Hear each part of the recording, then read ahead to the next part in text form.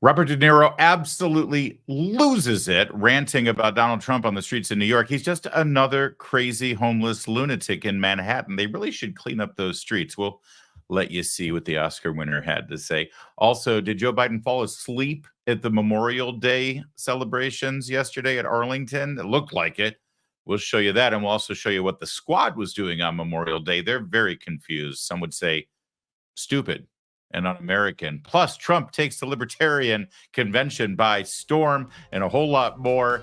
It's Tuesday. We hope you had a good Memorial Day. Let's get to it. I'm Larry O'Connor. You can call me Larry.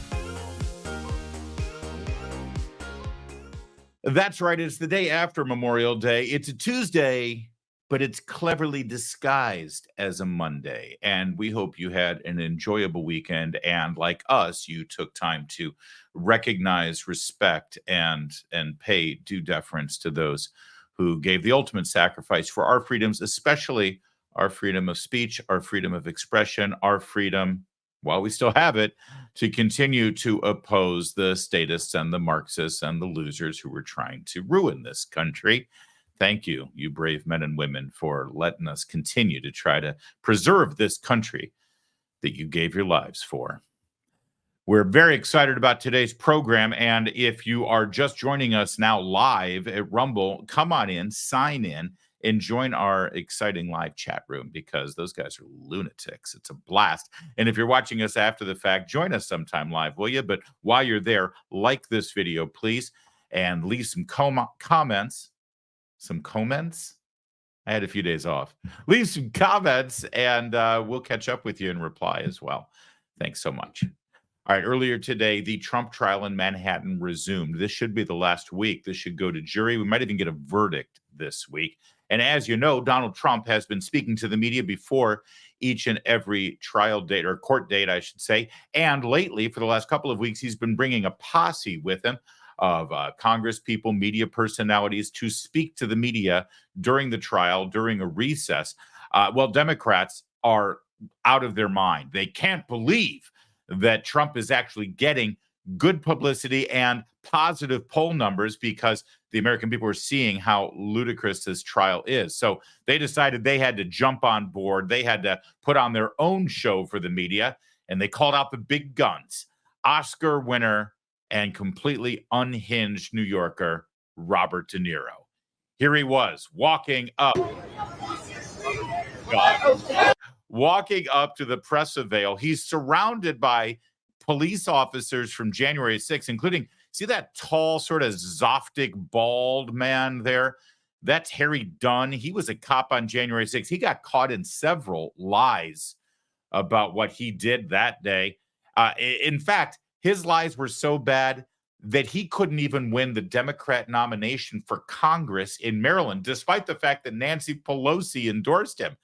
I know this because, boy, did I dodge a bullet. He would have been my congressman if he had won that nomination. You see some other J6 cops there, and you recognize them, of course, from their committee appearances. And there's Robert De Niro right in the middle, walking down the middle of a sunny street in Manhattan, wearing a mask, wearing a face mask. Now, is he worried that COVID-19? Look at, he's talking to these guys. Does he think that they have COVID? Is that the problem? Is he wearing the mask because he thinks that the microphones he's about to talk to are infected? No, actually, he takes off the mask when he talks to the microphones. Does he think that the streets stink so bad in New York that he's got to cover his? Is he doing a Michael Jackson impersonation? What in the hell is wrong with this guy? What is wrong with all of these liberals that continue to wear the masks on a bright, sunny May afternoon in Manhattan? What kind of moron is he? Don't answer that. It's rhetorical. Trump's spokesperson kicked things off by lying to everybody. Listen to this doozy. First of all, let me say this first and foremost. We're not here today because of what's going on over there. Okay, what's going on over there is the trial. We're not here because of the Trump trial. That's a complete and total lie. He's full of crap. Of course that's why they're there. We're not here because Trump's on trial. Oh, okay. What, you're there because there's like a new manhole being installed? All right, I'll let the whole clip run. I'm sorry, Kevin. I interrupt too much. First of all, let me say this first and foremost. We're not here today because of what's going on over there. We're here today because you all are here. And so we are proud, we are glad that you're all here this morning. We're here primarily because of the threat that Donald Trump poses to the United States of America. Oh, yes, it's a threat. All right, now listen, think about what he just said. We're not here because of the trial. We're here because the media is here. In other words, we can't get any media on our own. We need to go wherever Trump is because you care more about him than you care about our candidate. Where is your candidate? He's taking a nap. Don't worry about it. But I got Robert De Niro. And what a mess this thing is from the onset. All right, one other quick doozy from this guy. This is great because somebody in the crowd of reporters starts asking questions that are uncomfortable for the spokesperson. Do you consider Trump a threat to all these wars Biden has gotten us into? I don't know if you heard that. It's off mic. Do you consider Trump a threat to all the wars that Biden has gotten us into? All right, let's just keep it side by side here so I can translate. Media questions? Is this a weaponization of the Justice Department, sir? Any media questions? You want to answer the real questions, only the fake news? So on the first one, is Trump a threat to the wars Biden's gotten us into? We got any other questions? And is this the weaponization of the Justice Department? And then he says, any media question. So apparently these are just Trump supporters who are like, hey, I'll ask a question. No, we're only here to answer questions from the New York Times and the Washington Post. And is Jim Acosta here? Please, somebody bring me Jim Acosta. They're just so bad. This is embarrassing. It's a mess. And it gets worse. Here he is, Robert. And so Robert De Niro spoke for like 9 minutes. I don't want to. The first part of it, he talks about what a threat Donald Trump is, not just to this country, but to all of humanity. He talks about some story from 20 years ago that happened with the Tribeca Film Festival and his interactions with Donald Trump, which, by the way, exposes the fact that Robert De Niro has some 20-year grudge with the man that he's decided to trot out here. And let's not also forget, Robert De Niro is the guy who at the Tony Awards, these are the awards for Broadway theater, he shows up to give out an award and then starts dropping F-bombs about Donald Trump because he thinks that Donald Trump doesn't have any decency. And he's there on primetime television dropping F-bombs while I'm watching the Tony Awards with my 10-year-old. But Trump's decency is the problem. All right, so we'll pick up Robert De Niro about 2 or 3 minutes into his remarks because it just goes on for so long. And I'll let it run as long as I can before I start to lose my patience. Notice also, by the way, the cop behind that's a January 6th Capitol Police officer. Get his name now. He had his 15 minutes of fame when he was testifying before the committee. He's got tats. He's got a throat tattoo. He's all tatted up all over the place. I've met a lot of cops in my life. This guy is tatted up like he's some sort of like either a gang member or a special ops dude. I swear to you, I have never seen a cop with it. I have seen some people in the military with tats, but not up above the collar, certainly. There's something with this dude. Anyway, here he goes. Here's Robert De Niro with another Oscar-winning performance on the streets of Manhattan. Oh, and pay close attention to how he's heckled. Because these guys are outnumbered in Manhattan by Trump supporters. Here we go. Somehow he even got self-styled patriots to support a man who called for terminating the Constitution and on January 6th rallied an angry mob to threaten democracy, leaving death and destruction in its wake. That's why I needed to be involved and wanted to be involved in the new Biden-Harris ad, because it shows the violence of Trump and reminds us that he'll use violence against anyone who stands in the way of his megalomania and greed. But it's a coward's violence. You think Trump ever threw a punch himself or took one? This guy who ran and hid in the White House bunker when there were protesters outside? No way.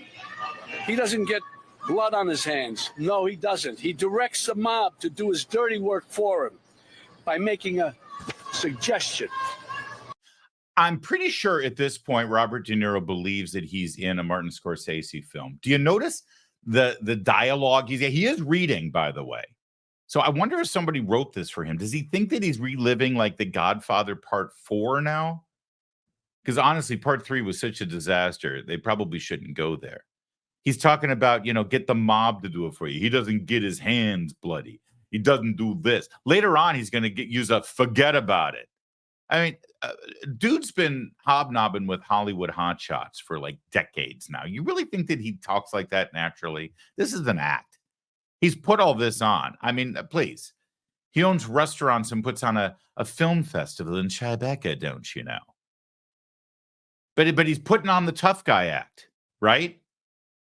Because this is what New Yorkers expect or something. I don't know. The man's a thespian in every sense of the word. And you can tell by this act that he's performing. He's performing for the cameras. And what does an actor do for a living? I mean, when everything is boiled down to the nuts and bolts of their craft and their profession, what is an actor's job? What are they trained to do? To lie. To lie to you. They're good at it. They make you think it's real. And what he's reading here, I guess you can believe it if he's good enough as a liar. But that doesn't make it true. Not by a long shot. Forget about it. An inference. And his gang grovels and follows his obvious order. It's no surprise that the murder rate and other violent crimes peaked under Trump and are falling under Biden. And now he's promising to use our own military to attack U.S. citizens. That's the tyrant. That, of course, is a lie, but I do feel like since no one in the media will jump in, I should. Of course, Donald Trump has never promised to use our military to attack citizens. I don't know where he's getting that. There is absolutely zero truth to it whatsoever. In fact, it was Joe Biden this weekend at the commencement address for the military academy at West Point who made a veiled threat to American citizens with the United States military, reminding them that their oath is to protect the Constitution from all enemies, foreign and domestic, he made a point in saying, after referring to a letter that was sent by some West Point graduates to the cadets before Donald Trump gave a speech 4 years ago. Anytime they blame us or Trump or you of doing something, it's really quite usually almost 100% of the time something that they do. All right, back to De Niro. That's the tyrant he's telling us he'll be. And believe me, he means it. When Trump ran in 2016, it was like a joke. This buffoon running for president. No, never could happen. We'd forgotten the lessons of history that showed us other clowns who weren't taken seriously until they became vicious dictators. With Trump, we have a second chance. And no one is laughing now. This is the time to stop him by voting him out once and for all. We don't want to wake up after the election saying, what, again? My God, what the hell have we done? So it will be at this point, since this has obviously turned into a political speech and a call for people to vote, this would be a great moment. And I want to point out and remind you that a spokesperson for the Biden campaign arranged this. This is a campaign event. It was opened and introduced by a spokesperson on the payroll of the Joe Biden re-election campaign. And clearly, he's talking about election day and about voting and all that. So now would be a great time with the cameras and microphones of the world media focused on him for Robert De Niro to extol the virtues of Joe Biden and tell everyone in this nation all of the great things Joe Biden has done and why he needs 4 more years. We got to keep this greatness rolling because 4 more years of Biden is just going to be the medicine our nation needs to fix anything that's wrong because he's done such a great job so far, right? Because this is the moment for the campaign to extol the virtues of their candidate and their policies. So let's see what he does with this moment. We can't have that happen again. Yesterday was Memorial Day. It's a good time to reflect on how Americans fought and died so that we may enjoy the freedoms guaranteed to us by a democratic government. A government that, as President Lincoln said, of the people, by the people, for the people, shall not perish from the earth. Under Trump, this kind of government will perish from the earth. I don't mean to scare you. No, wait, maybe I do mean to scare you.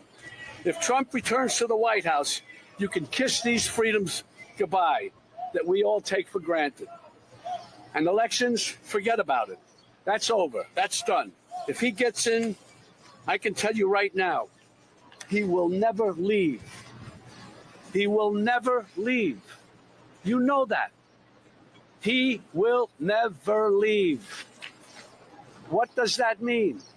Is that the country we want to live in? Do we want him running this country and saying, I'm not leaving, I'm dictator for life?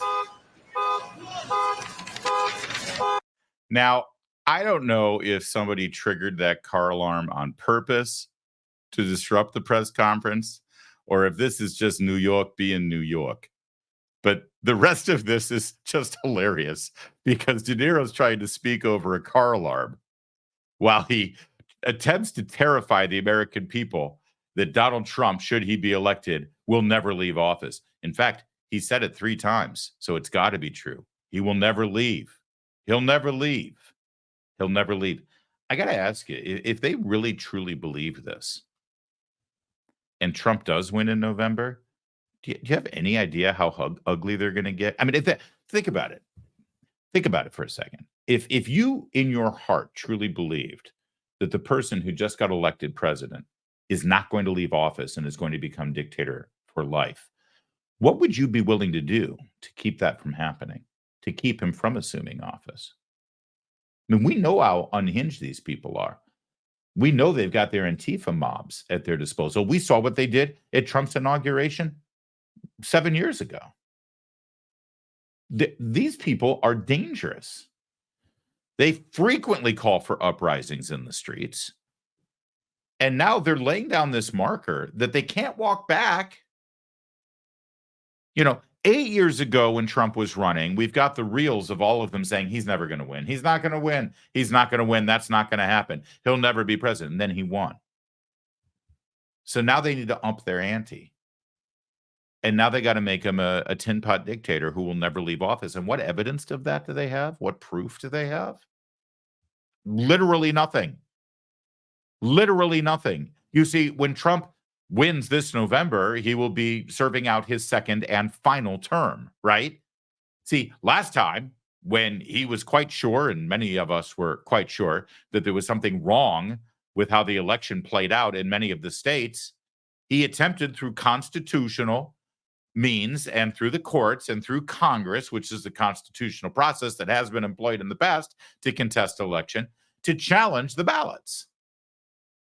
But when that failed, he left office. There is literally no evidence that Donald Trump, not even a hint of evidence that Donald Trump won't leave office. But this is what they've got now. As I said, this is the moment where Robert De Niro can now extol the virtues of his candidate and the great policies that Joe Biden's brought, and they got nothing. All they got is to try to terrify you. He's trying to make you pee your pants. He thinks he's in Taxi Driver. Like I said, he even threw in a forget about it. And this guy, thank you, fabulous chat room there and the live chat at Rumble. Yeah, Fanon, this guy with the neck tattoo. Even he's bored. Look at him. He's looking at the ground. He's sort of shuffling his feet. He knows this is all crap. All right, he's almost done here. I hope this new ad campaign reaches outside the bubble to remind supporters of what a danger he is to our lives. This is not a threat. This is a reality. And that's why I've joined the Biden-Harris campaign, because the only way to preserve our freedoms and hold on to our humanity is to vote for Joe Biden for president. Really. We don't have a choice. On January 6th, while Republican lawmakers despicably tried to keep the loser Trump in the White House and Trump-inspired insurrectionists stormed the Capitol, brave men and women from law enforcement put their lives on the line to defend this country, our democracy. They are the true heroes. These guys are the true heroes. They stood and put their lives on the line for these lowlives, for Trump. They lied under oath. They lied under oath. Who lied under oath? What are you telling me? All right, so now I don't know if you caught that or not, again, because it's off mic and we got the car alarm that's still going. That's Robert De Niro calling people who support Trump lowlifes, by the way. Hope you caught that. And as he refers to the two police officers, somebody in the crowd says they lied under oath. And De Niro didn't get it. He was like, they lied under oath. And then he paused for a minute and said, wait a minute, who are you talking about? And by the way, Harry Dunn, it's been proven, not by, this is not some urban legend. He lied about what happened on January 6th. He claimed that he was, distraught, that he was serving mentally anguished, that he sat there and was praying to God in fear. And there's video of him yucking it up and joking around with his fellow cops. It wasn't until he saw that this was a ticket to fame, fortune, and maybe even political office, even though he just lost in a humiliating defeat in the Democrat primary, that he changed his story. So, and you can see Fanode's face here after being told that he lied under oath. So now watch how this plays out, because De Niro's a tough guy, He plays one on TV. Excuse me? Those two traitors lying. They lied under oath? What are you saying? They're traitors. I don't know. I don't even know how to deal with you, my friend. I don't even know how to deal with you. They stood there. They didn't have to. And there were other ones in there who probably were in with them a little bit too, and they found a way to get around. Not these guys. They stood there and fought for us, for you. For you.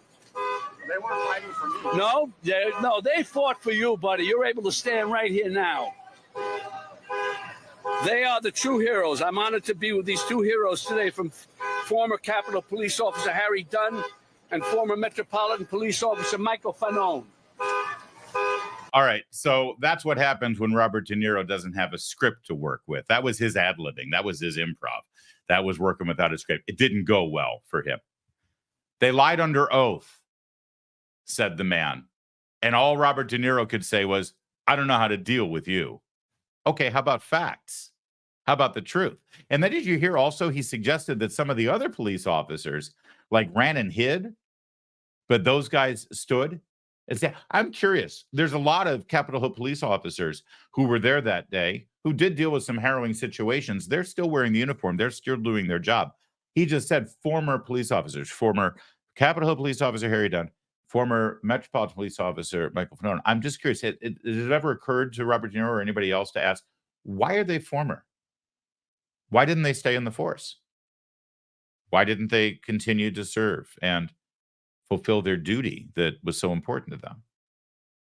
Right? I mean, they weren't the only cops there. They were just the ones who were willing to go before the committee and tell a story that the committee really wanted to hear. And then they decide to leave the force. Is it possible that when they went back on the job to put the uniform on and do their job, their brothers and sisters in uniform would give them a bit of a hard time because they were showboating and not telling the truth and, yes, lying under oath? Is it possible that they're no longer cops because now they found a way to find fame and fortune with other paths and other opportunities because they're celebrities in the Democratic Party's pantheon? Is it possible that maybe a whole lot of deep-pocketed Democrats with a lot of money to support the party through political action committees are supporting them and affording very fancy haircuts and brand new, lovely silk shirts? Is that possible?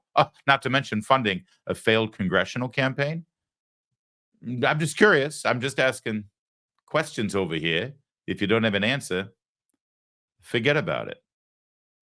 After the press conference, Robert De Niro left with his party, and more of the crowd started heckling him. You might like this moment. The Democrats, you are gangsters. You are gangsters. Fuck you.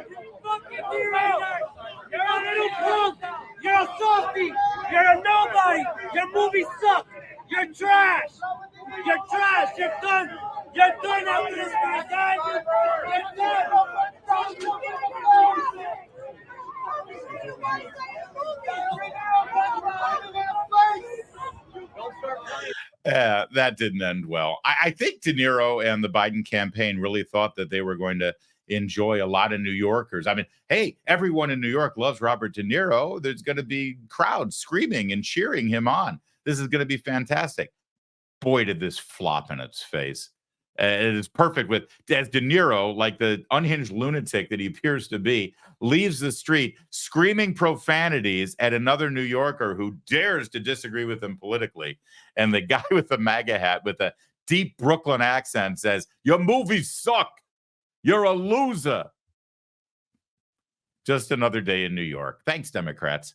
Thanks for bringing this trial to us and really uplifting the dialogue here in the American public. We really appreciate it. And it's good to know that Robert De Niro's literally part of your campaign now.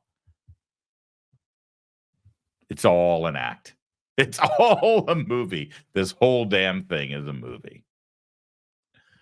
Over the weekend, Donald Trump appeared at the Libertarian Party convention, which was kind of a bold choice. I mean, Donald Trump isn't really a libertarian, right?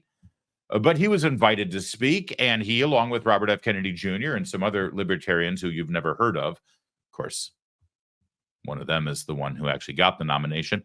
They showed up and they spoke, and this is really refreshing, actually, what you're about to see.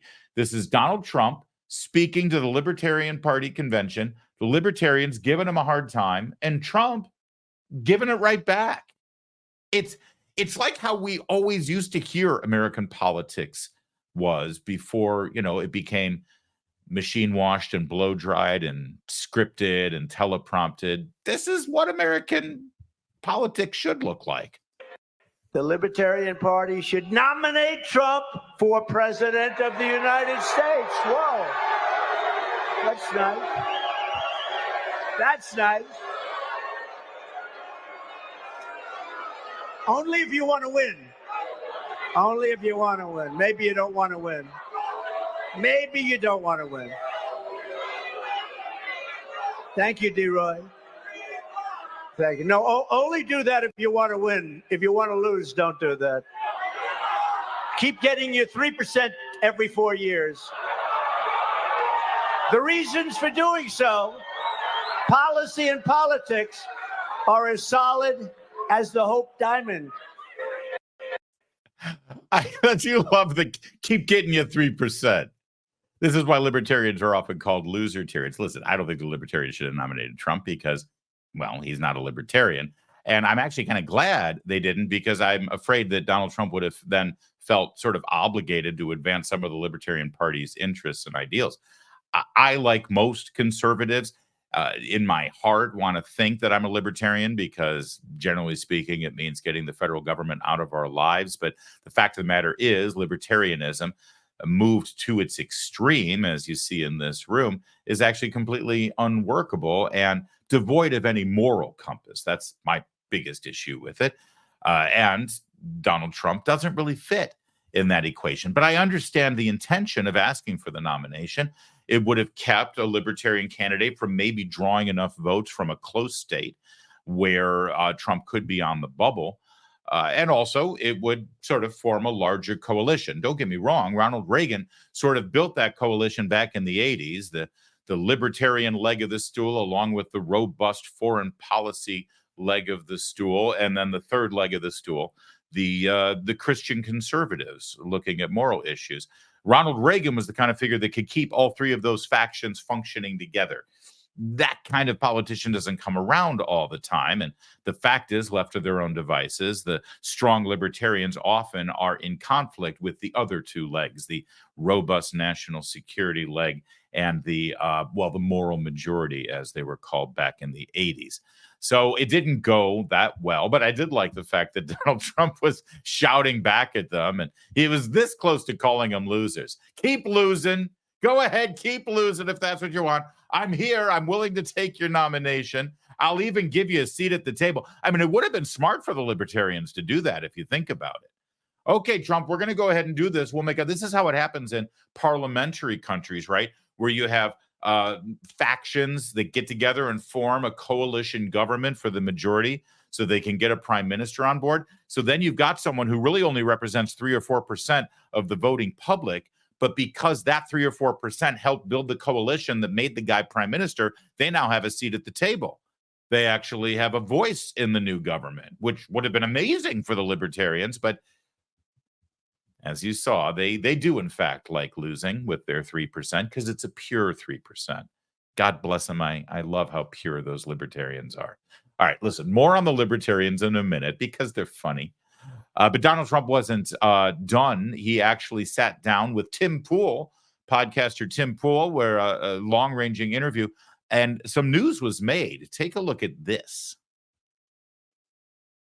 Here at the Libertarian Party National Convention, they had one of their, I believe this one of their presidential nominees said he wants to see Fauci, the heads of Moderna, Pfizer, Biden, and you locked up for what happened during COVID. I don't agree with them, but there is a big sentiment. Elon Musk tweeted, prosecute Fauci. Fauci lied to Congress about the gain of function research that was going on. And now we have testimony. Well, I'm the one that stopped the funding, and this was funding from before me. I'm the one that stopped the funding. Fauci wasn't a big player in my administration like he was after I left. I mean, Biden made him the king of everything. And if you take a look at that, Fauci was not the big player with me that he was. And in fact, I did things that he didn't want to do. He wanted to keep it open to China. I said, you got to close it to China because it was all coming out of China. It was coming out of Wuhan, which I said right at the beginning. But the other thing is, and what people don't realize, I believe in federalism. I gave the power to governors. Some governors did a great job. In all cases, they were Republicans. And some, like in South Carolina, Henry McMaster, kept everything open. Others didn't. The Democrats did a bad job, very bad job.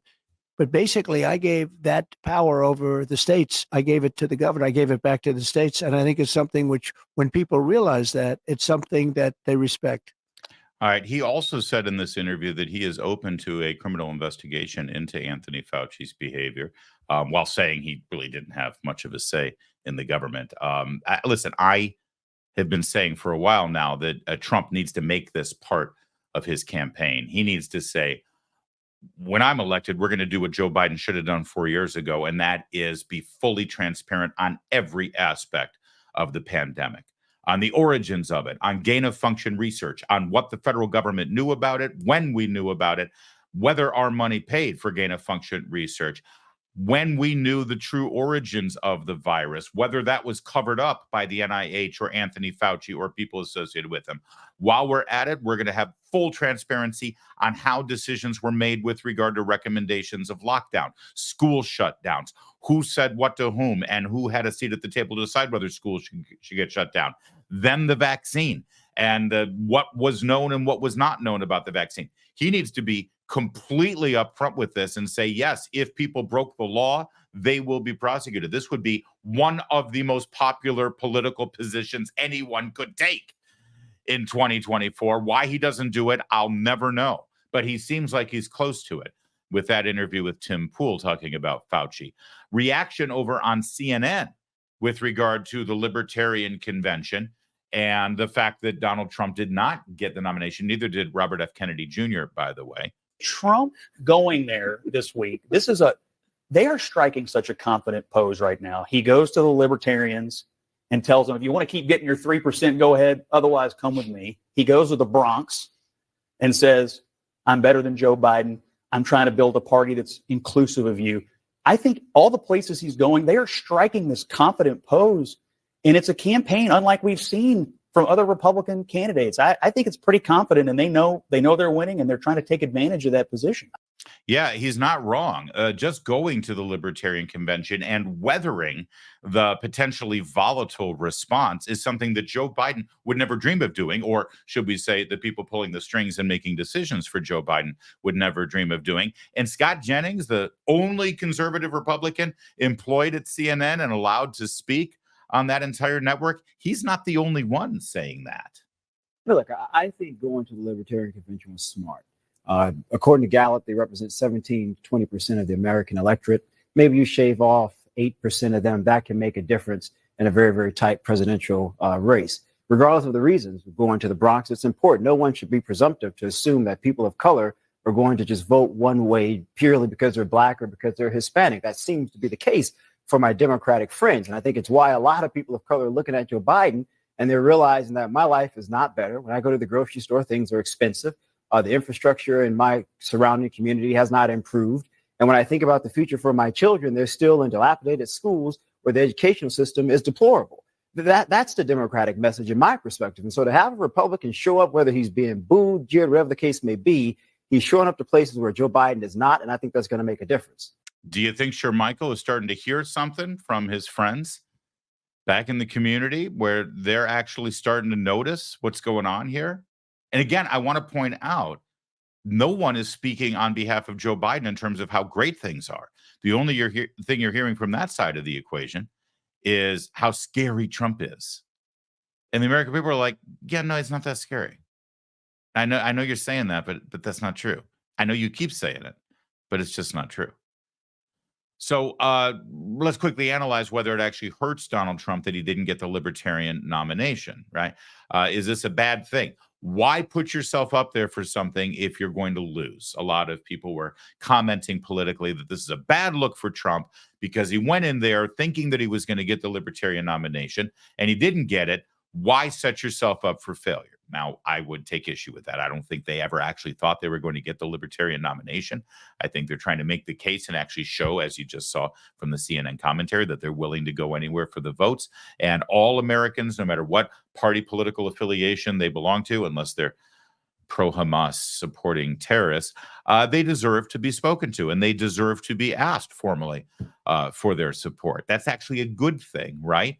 But ultimately, does it hurt him? Well, let's put this in perspective. Let's take a look at the Libertarian Party a little bit and remind you of a famous moment 8 years ago when Gary Johnson was running for the nomination. He eventually got it, by the way, Gary Johnson did. And they had a debate moderated by Larry Elder, radio talk show host. And well, here's a moment in that debate that sort of sums up the purity of the Libertarian Party. You know, the people who are willing to lose year after year after year and cling on to that very pure 3% that they always get. Should someone have to have a government-issued license to drive a car? Hell no. What's next? Requiring a license to make toast in your own damn toaster? The license to drive? You know, I'd like to see some competency exhibited by people before they drive.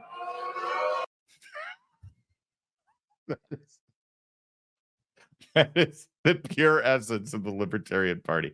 I like libertarianism. I like libertarian ideals. I like shooting our current federal government's behavior and role in our lives through the prism of libertarian ideals, but I am not a full-blown libertarian.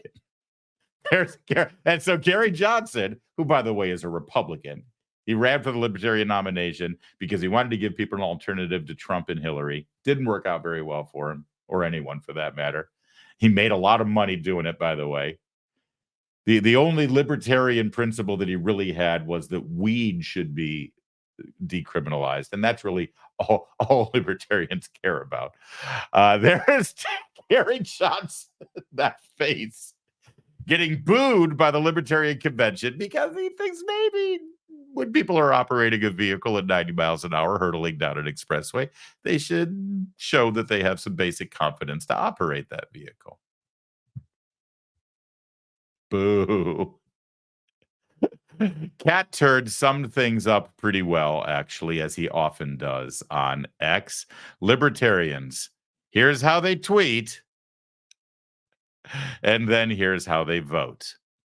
Because that gentleman to the left, not the gentleman on the right looking like a drag queen at Dollyland. No, the gentleman on the left with the gay rainbow flag, don't tread on me emblem. That gentleman is Chase Oliver. And that's who eventually won the nomination for president. Not RFK Jr., who isn't even close to being a libertarian. A libertarian?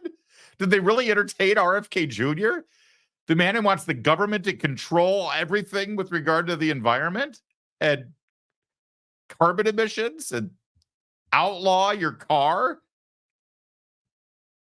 He's libertarian like I'm a drag queen. Don't. It's the first thing that popped into my mind. Yeah, it wasn't Donald Trump. It wasn't RFK Jr. It was that guy. That guy, Chase Oliver, is Mr. 3%. That's the guy who got the nomination for the Libertarian Party because they've stayed pure, I tell you.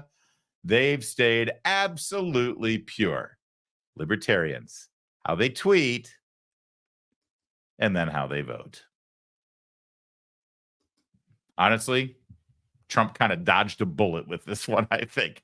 And so did we. Secretary of Transportation Pete Buttigieg appeared on Face the Nation this week, and they trot Pete Buttigieg out there to try to speak on behalf of the Biden administration because, well, he's the only one without any shame. He is just fine lying to your face about how wonderful things are. He brings out his Kermit the Frog with a stuffed up nose kind of approach. And he delivers his remarks in a way that makes everyone say, oh, isn't that Pete Buttigieg nice? He reminds me of everybody's gay nephew. So he rolls himself out there to talk about how great things are going with the Biden administration. And something remarkable happened. He was actually asked a question or two and then challenged with a follow-up or two. I want to ask you about something that we hear quite a lot about on the campaign trail, and that is electric cars, electric vehicles. Donald Trump repeatedly talks about President Biden's decision to force the industry towards making 56% of car batteries electric by 2032, 13% hybrid. Listen to what he said in New Jersey recently.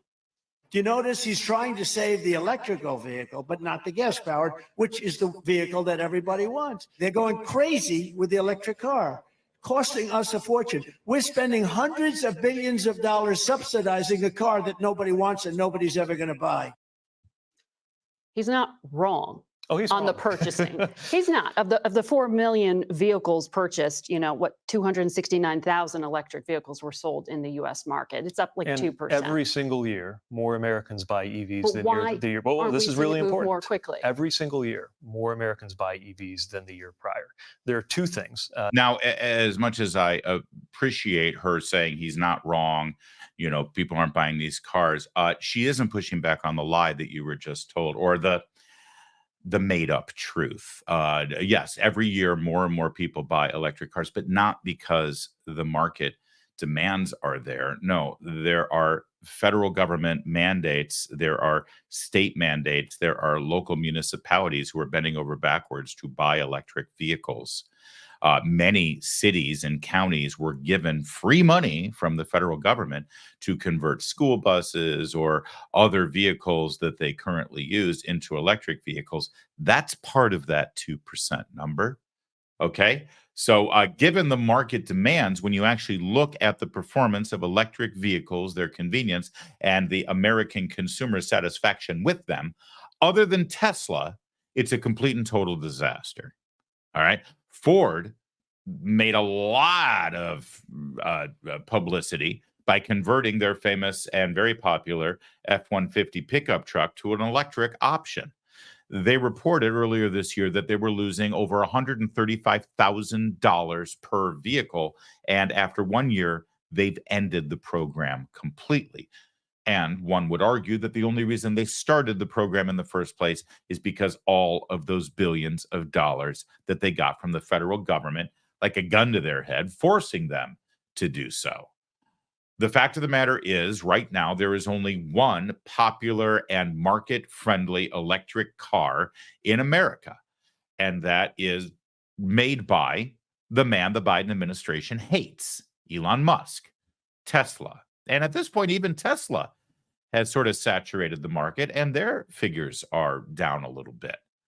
So the fact is, listen, if people want electric cars, let them get electric cars. If people don't want electric cars, that's okay too.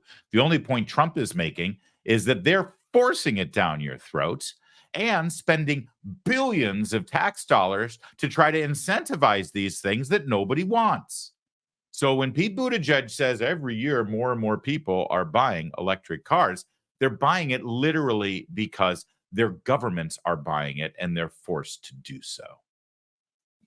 That I think are needed for that to happen even more quickly. One is the price, which is why the Inflation Reduction Act acted to cut the price of an electric vehicle. The second is making sure we have the charging network we need across America. But I want to talk about the bigger point here.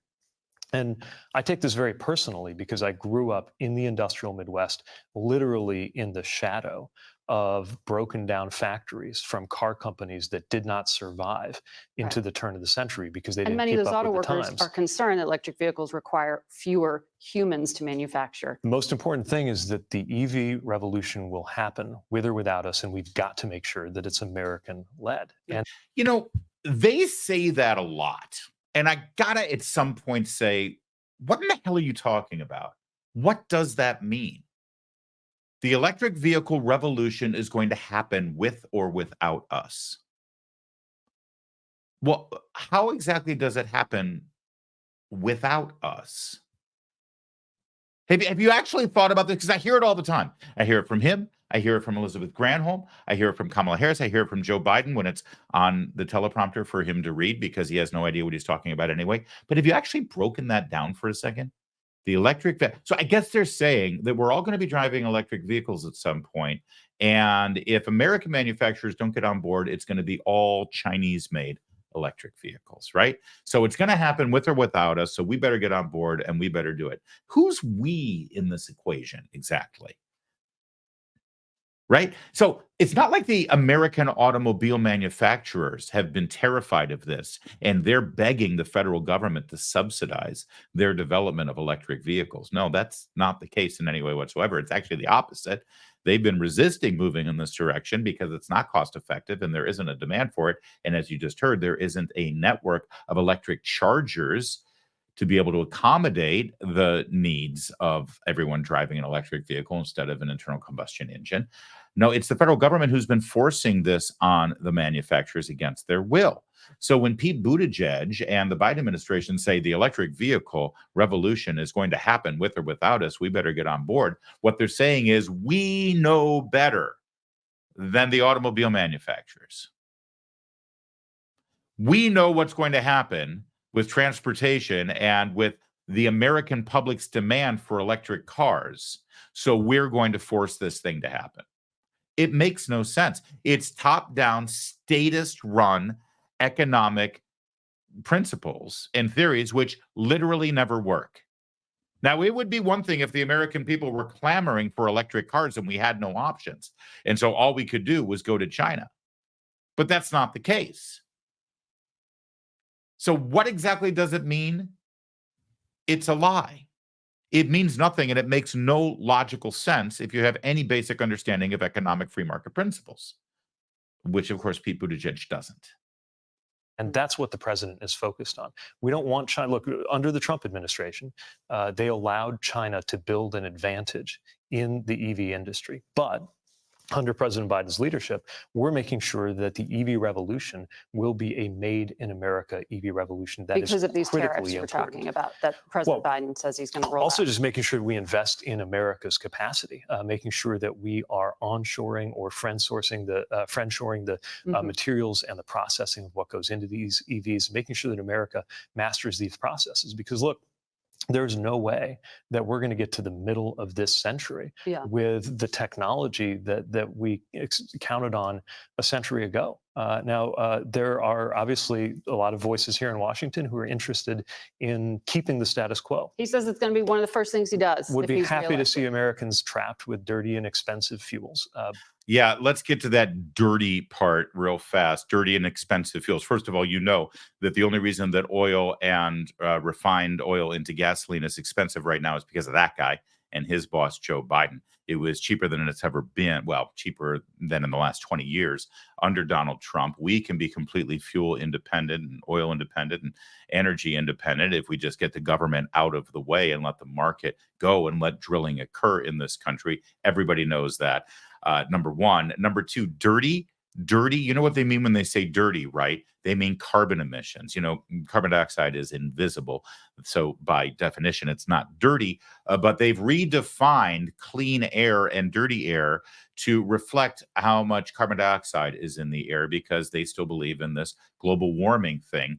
It's all global warming, this entire thing. Oh, we're going to get to the middle of this century and everyone's going to be driving electric cars. Why? Why? Because world governments will force you to drive an electric car, because world governments have decided that carbon emissions are going to destroy the planet, even though it's still a theory and they don't have any proof of that. By the way, where are you going to get that electricity for those electric vehicles? Oh, from coal burning plants, and otherwise, because we certainly can't use nuclear power either. All of this is a scam. It's a pyramid scheme, and they've put themselves at the top of it, the global elites. You know that. You've been seeing the entire thing happen before your very eyes. And ask Pete Buttigieg real fast, who's making all of the batteries for these cars? Who's refining the materials for these batteries? Who's cornered the market on all of that stuff? That would be his friends and Joe Biden's friends and Joe Biden's son's friends in China. All of this is a lie. But I got to tell you, when it comes to the question of this network of electric chargers that you're about to see, Pete Buttigieg is actually challenged a little bit here, and he's got nothing. But the reality, and I know he's made a lot of promises to the oil and gas CEOs about some of the favors that he believes. But it obviously is resonating for him, because he wouldn't bring it up so frequently if there wasn't some anxiety that he's tapping into. And let me ask you about a portion of this that I think does fall under your portfolio, and that's the charging stations you mentioned. The Federal Highway Administration says only 7 or 8 charging stations have been produced with a $7.5 billion investment that taxpayers made back in 2021. Why isn't that happening more quickly? So the president's goal is to have 500,000 chargers up by the end of this decade. Now, in order to do a charger, it's more than just plunking a small device into the ground. There's utility work, and this is also really a new category of federal investment. Why do people like this guy so much? He is so patronizing and so condescending and so arrogant. Honestly, if he was sitting at my kitchen table talking to me like this, I would want to smack him across the face. It's much more complicated than just plugging a device into the ground and turning it on. $7.5 billion, 8 chargers have been installed so far. Really, there's a lot involved here. Really, how did we get a network of gas stations in this country? Competing gas stations, by the way. You got your Shell, you got your Texaco, you got your Exxon, you got your Chevron. You got worldwide international companies begging to install a new gas station on your street corner so that they can sell you gas at a profit. How did that happen? Did the government do that? But even beyond that dirty gasoline that nobody wants to use because it's going to make the planet explode or something, what about the current electrical charging network that we have right here in the United States of America? That's right. A private entrepreneur with his publicly traded company, the most valuable automobile manufacturer in America, Tesla and Elon Musk. They built a network of chargers. It cost them a little over $1 billion, and it works. Is it in every rural town? No. You know why? Because people there don't want to drive electric cars. But there's a ton of them all up and down the eastern seaboard. And I could drive a Tesla from my home in Washington, D.C. area all the way to San Francisco by using the network of chargers that has been installed without the government paying for it, but by a private corporation. So please explain to me, Mr. Secretary, since it's much more complicated than putting just a thing and plugging it into the ground, maybe you could explain how Tesla was able to do it. What a smarmy little smartass this guy is.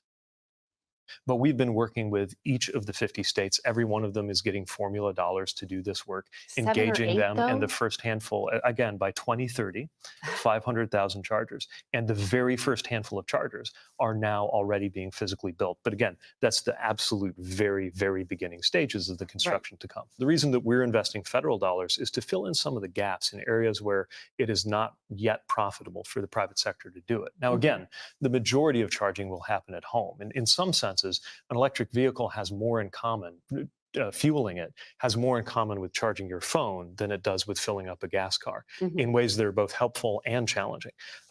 Yeah, that's a great point, and I'll leave you with that, because how many times have you been traveling and your phone has run out of juice and you can't find a charger anywhere and you're stranded and you're stuck and you can't communicate with anybody? And we've already ripped out all of the pay phones in this country because everybody's got a mobile phone and everyone should be able to charge. And when you don't have that charge, well, you are screwed, aren't you? And that's exactly, and I mean exactly, what will happen with electric cars, based on these guys' plans. And listen, if you follow the private industry and the private sector and you let the market forces play at will, then you get a Tesla, a company that, like it or not, has been able to figure out and crack the code on how to make an affordable electric vehicle that people want and also build a network of chargers that people use. So obviously, you can either follow Elon Musk's lead. I think the guy's been doing something right. He's literally the richest man in the world. Or you can follow the great success that Pete Buttigieg has had. I know who I'm following. Yesterday was Memorial Day, and if you're a Democrat, you really don't know what that means. Squad members Ilhan Omar and Cori put out almost identical tweets that seem to confuse Memorial Day, the day where we stop and pray our prayer of gratitude and acknowledge the incredible ultimate sacrifice paid by members of the military, giving their lives for our freedoms, our security, and the freedoms and security of our allies around the world. And Veterans Day, where we acknowledge those who are still with us, who served in uniform and are now in a retirement part of their lives. They're two very distinct days, and it shouldn't be that hard for a sitting member of Congress to figure out that distinction. We'll begin with Representative Ilhan Omar. Now, you can forgive her. She wasn't born in this country, but she should understand and acknowledge the sacrifice made of American military members who died saving her home country of Somalia. But she tweeted this out: "On Memorial Day, we honor the heroic men and women who served our country." No, actually, that's not true. They did a lot more than served our country. They died for our country. We owe them more than our gratitude. They have more than earned access to quality mental health services, job opportunities, housing assistance, and the benefits they were promised. They're dead, Congresswoman Omar. They died for you. They died so you can have the right to be a blithering idiot. Way to honor that sacrifice. Cori Bush, this Memorial Day and every day, we honor our veterans in St. Louis. Are they taking the same template here, or do they all share the same communication staff? St. Louis? I mean, I know she's a congresswoman from St. Louis, but that sentence is formed in such a way that it makes you think that on Memorial Day, we just stop and honor those who served from St. Louis. We must invest in universal health care, affordable housing, comprehensive mental health services. Is there anything that happens in this country where a liberal Marxist Democrat doesn't see it as an opportunity to spend more of your money on some program that makes them feel better about themselves? It's freaking Memorial Day. And you've got to spend it instead of just quietly thanking the souls who sacrificed themselves for you. You have to make it some political grandstanding of it. That's why we need universal health care. Not everything is about your Marxist utopia, Bush. Comprehensive mental health services, that's the other thing. They both talk about mental health. They see members of the military as victims who who are drug-addled and suffering from PTSD and ready to snap at any minute. They're so despicable in the way they degrade the people who are much better than them, frankly, who have served our nation. And again, this isn't about people who have served. It's about people who have sacrificed and died. Economic opportunities for our veterans as we work to build a world free of war and violence. We should screen save these and see if they end up using the exact same tweets for Veterans Day coming up in November that they did for Memorial Day. It didn't get much better over at Arlington National Cemetery, where the official recognition of Memorial Day happened with the commander-in-chief and the defense secretary at the tomb of the unknown soldier.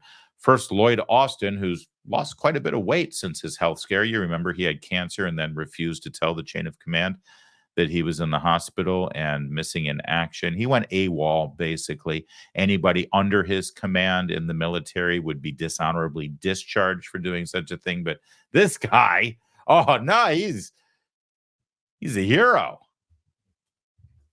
Ladies and gentlemen, our commander-in-chief has always stood up for our troops, our military families, and our veterans. It is my honor to introduce the President of the United States. Very nice introduction. And honestly, no matter how bad I am in my life, I would love to have somebody like Lloyd Austin polish the turd that is my legacy, because you can't get any better than that. Was that Joe Biden he was talking about? Seriously? I'm sorry, Joe Biden did what now? Ladies and gentlemen, our commander-in-chief has always stood up for our troops, our military families, and our veterans. See, I remember Joe Biden leaving our troops to perish in Afghanistan because of his half-assed withdrawal plan that left the security of our troops and also our civilians that we were trying to get out of that country. The security was left to the Taliban. And we didn't utilize the actual air base, the Bagram air base that we constructed out of nothing. It was just a bunch of sand and dirt when we got there. And then we created this beautiful air base that had layers of security to it. And then when we're finally bugging out of the country, we abandoned the air base and all the tanks and all the guns and all the military property there. We abandoned that to the Taliban. And we ended up using the civilian Hamid Karzai airport in the middle of Afghanistan, in the middle of the city there, instead of with all of our security and the military personnel protecting our airbase. Why did we do that, by the way? I'm told we did that because the Taliban wanted us to do that. And this guy, the president, decided that making nice with the Taliban was more important than protecting our troops and the civilians who helped with the war effort in Afghanistan. So we shut down Bagram Air Base. We head on to use Karzai Airport, which is a civilian airport, and then all hell breaks loose. You remember seeing the Air Force transport planes leaving with Afghanis hanging on to the outside of the holes of the planes. So then Biden decides, oh, geez, things aren't going well. So some of our troops who were, in midair heading back home, they do a U-turn, come back. Now they're going to do security and keep things ordered. Again, not at Bagram Air Base, which was a military compound with layers of security, but instead it was the civilian airport that was under the control of the Taliban. And wow, who would have guessed this happened? A suicide bombing terrorist walked right past the Taliban security, walked right up to our troops, detonated himself, killing 13 of our service members on this guy's watch.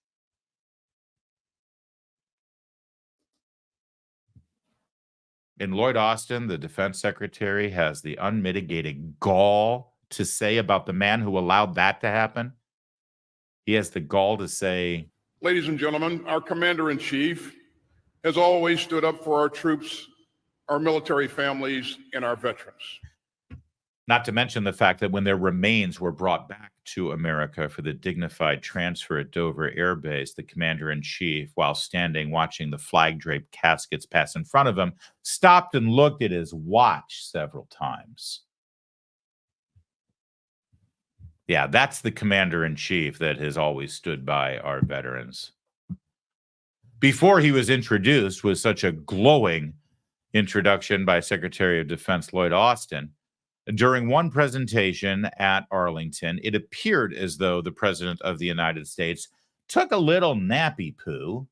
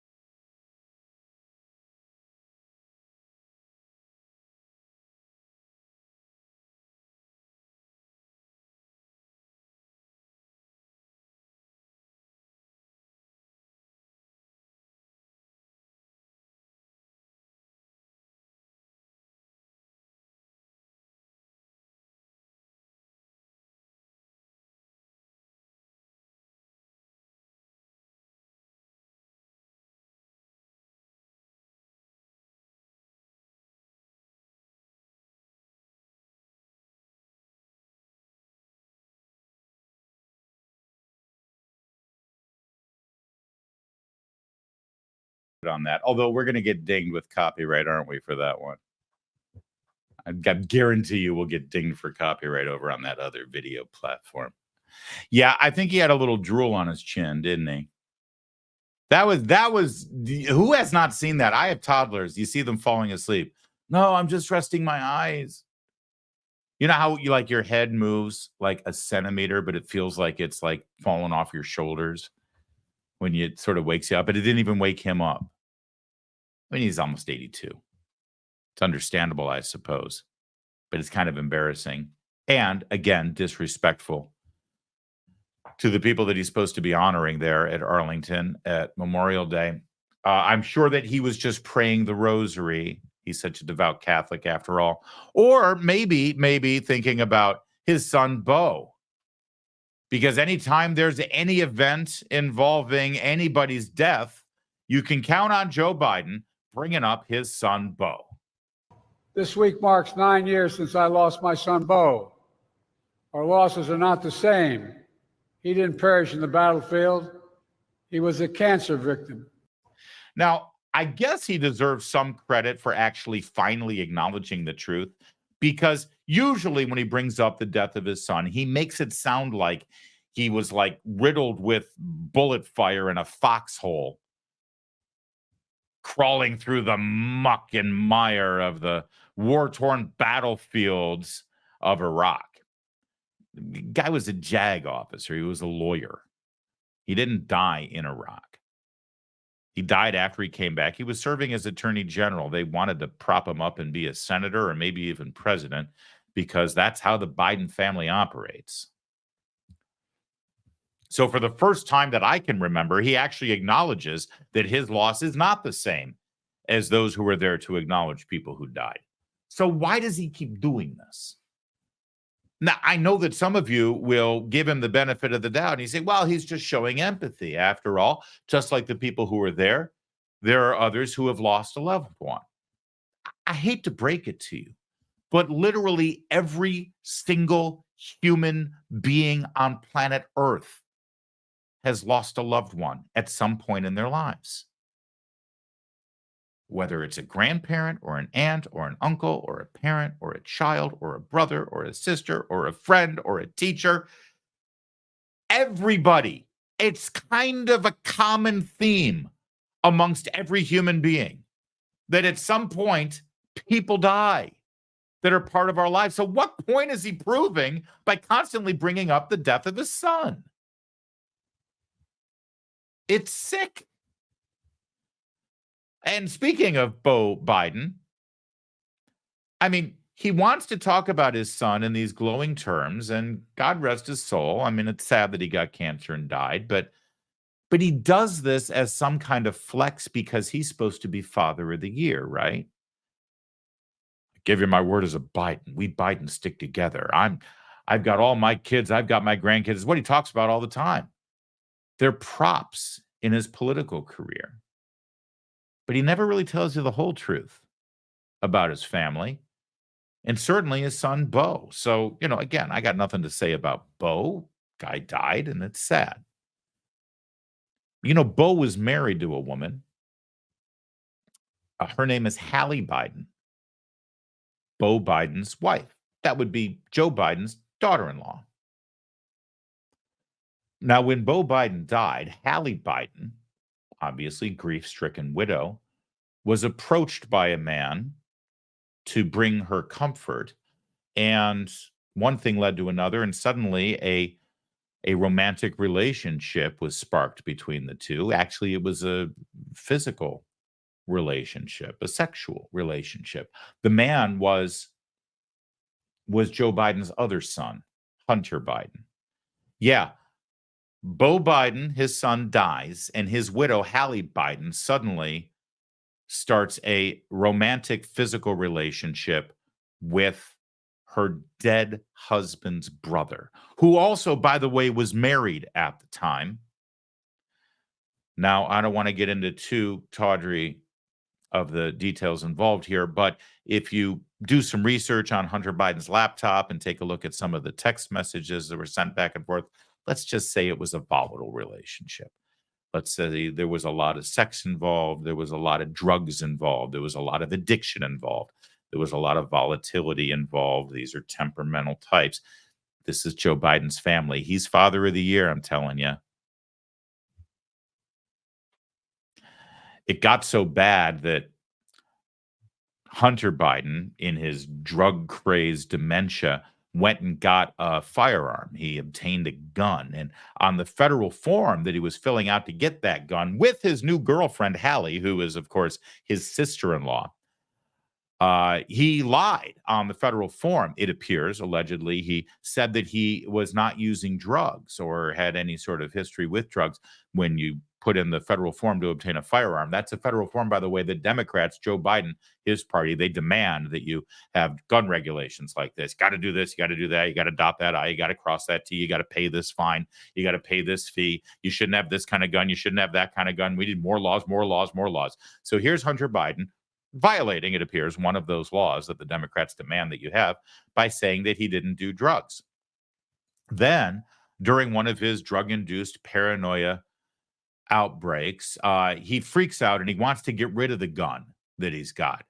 And so Hallie Biden, that would be Beau Biden's widow, his sister-in-law, Joe Biden's daughter-in-law. See, this is part of the Biden family story that he never tells. He just talks about how his son died, but then he leaves it at that. See, it gets really interesting after that. Hallie Biden, the widow of Beau Biden, who died, that Joe Biden just brought up, she took the gun to get rid of it and took it. This is a gun, mind you. This is a firearm. This is like a full-on gun. And she threw it out in a trash can across the street from an elementary school. It was recovered. Charges were finally brought. Hunter Biden actually is facing federal gun charges because of this incident. And he is going to trial next week. So that connects the dots on this whole warm, loving, sympathetic, empathy-filled story about the death of Beau Biden, because he just ends it there. My son died of cancer. Well, don't stop there. Then the story gets really interesting, Joe.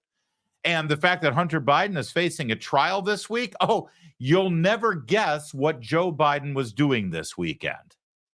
President Biden also made a surprise, unannounced stop at Hallie Biden's house in Delaware last night. She is Beau Biden's widow and Hunter Biden's ex-girlfriend, who is also set to testify in Hunter Biden's gun trial in Delaware that begins next week. White House officials are saying this presidential visit to her house had nothing to do with that testimony. They say it has to do with the upcoming 9th anniversary of Beau Biden's passing. Jillian? All right. Yeah, I believe him, don't you? I mean, why would they lie about that? That's perfectly reasonable. He hasn't visited her or talked to her in years, but now he's dropping by to have a conversation about the death of Beau Biden the day before Memorial Day and the week before Hunter Biden goes on trial for the gun charge that Hallie Biden's going to be the star witness in. I mean, look at the lovebirds there. What a couple. It's the all-American family. Joe Biden, Father of the Year. Happy Memorial Day, Bidens. Seriously, Joe, next time you want to bring up the death of your son, tell us the whole story. And while you're at it, tell us what you and Hallie talked about Sunday night in that private meeting that you had just a week before she testifies in the trial of your son. We're just curious. Come on. Extol the virtues of what a great father you are. Tell us all about it. We want to share in the mourning process. We're waiting. That's it for today. We'll be back next time. In the meantime, I'm Larry O'Connor. You can call me Larry.